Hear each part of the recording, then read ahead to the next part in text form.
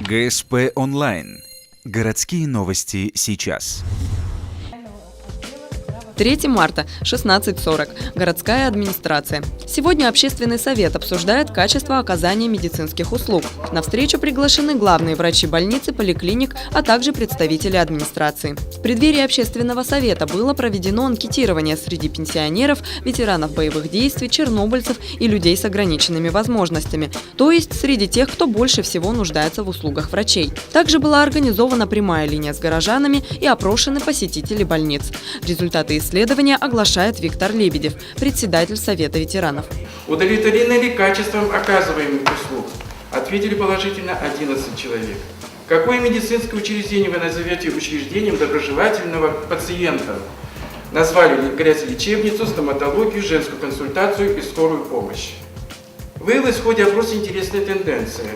Чем реже обращаются к врачам, тем более довольны. Основные претензии ухтинцев к врачам – это необходимость проходить повторное обследование в Сыктывкаре или обращаться в платные кабинеты, вызванные недоверием к диагнозам местных врачей. Преждевременная выписка из стационара, очереди, неукомплектованность школ медперсоналом, грубое и недостойное отношение к пациентам, невозможность получить талон к врачу. Исполняющая обязанности главврача городской поликлиники Лидия Сенькина выступает с ответным докладом. Укомплектованность кадрами на сегодняшний день 52% врачами, 63% медицинскими сестрами. Вот, к примеру, хочу сказать, что у нас третья терапия, которая обслуживает, начиная от сервиса до Пионер горы и до конца города, имеет 2 врача, 16% укомплектованности кадрами.